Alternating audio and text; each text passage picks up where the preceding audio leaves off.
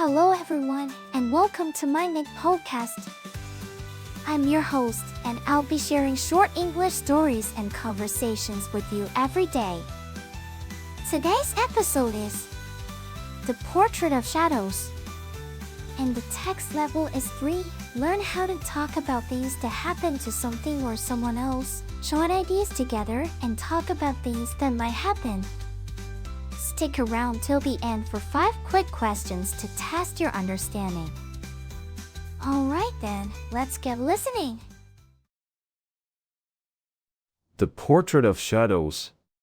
In the dimly lit chambers of the royal court, a mysterious portrait hung, shrouded in an aura of foreboding. The subject, Diego Velázquez, stood frozen in time, his eyes seeming to bore into the souls of those who dared approach. Little did they know that this enigmatic artist held secrets and sorrows hidden beneath his tranquil facade. As the appointed court painter, Velázquez's brushstrokes danced across the canvas, weaving a tapestry of darkness and despair. His subjects, the royal family, whispered among themselves about the strange occurrences surrounding him, the whispers in the dead of night, the unexplained disappearances of his models, and the eerie feeling that he was conjuring forth something malevolent.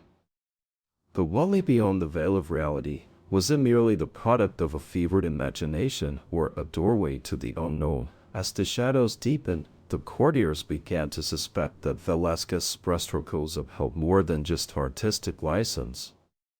The portrait of Diego Velázquez loomed, an omen of impending doom, its secrets waiting to be unraveled by those brave enough to confront the darkness. Now, let's move on to the conversation between Billy, Meg, Kelly, and their teacher, Lewin, after reading the novel. Oh my goodness, that was incredible. I couldn't put it down. It's like the picture of Dorian Gray, but with a creepy painter. Yeah, it was pretty cool, though I think they could have gone further with the whole malevolent force thing. Like, what if Velázquez was actually summoning demons through his paintings? That's interesting, Carrie. I wonder if the author drew inspiration from any real historical events or superstitions about art and artists. It's like how some people used to think mirrors were portals. Oh, like a magical realism kind of thing. I love that. Imagine if his paintings were like windows into other worlds, and those whispers were coming from the people trapped inside. While an intriguing thought, Meg, it's important to separate fantasy from reality. However, the author's use of historical figures like Velázquez is a clever way to engage readers and make them think about the past. Mr. Lewis, do you think there's any truth to those rumors about cursed paintings? You know, like the ones that follow you with their eyes? Urban legends, while entertaining, they are often based on misunderstandings or exaggerated tales. It's like the story of The Scream by Edvard Munch. Some believe it's cursed because of the tragedies in Munch's life, but there's no concrete evidence to support that. I bet there are some fascinating scientific explanations behind those optical illusions though, like how our brains perceive depth and movement in still images. Yeah, like those pictures where if you stare at them long enough, they seem to move. That's got to be some kind of brain trickery. It's like the story is saying that art can be powerful enough to hold secrets and reflect the darkness within us. It makes you wonder what stories our own portraits would tell, doesn't it? Now, let's test your understanding of the novel and the dialogue with 5 questions. Question 1. What is the name of the painter in the story? A. Pablo Picasso. B. Leonardo da Vinci. C. Diego Velázquez. D. Michelangelo. E. Raphael. The answer is C. Diego Velázquez. Question 2. What was Diego Velázquez's profession? A. King's advisor. B. Royal chef. C. Court musician. D. Court painter. E. Royal guard.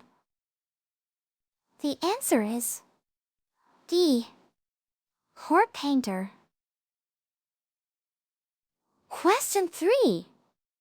Which book does Meg compare the story to? A. Dracula. B. The Picture of Dorian Gray. C. Frankenstein. D. The Hound of the Baskervilles. E. The Phantom of the Opera. The answer is B. The Picture of Dorian Gray. Question 4. According to Lilith, what is often the basis of stories about cursed objects? A. Scientific facts. B. Ancient curses. C. Government conspiracies. D. Misunderstandings and exaggerations. E. Alien encounters. The answer is D. Misunderstandings and exaggerations. Question 5. What artistic element does the story suggest can hold secrets and reflect darkness? A. Music. B. Sculpture. C. Dance. D. Poetry. E. Art. The answer is E. Art. That's it for today's quiz. How many did you answer correctly?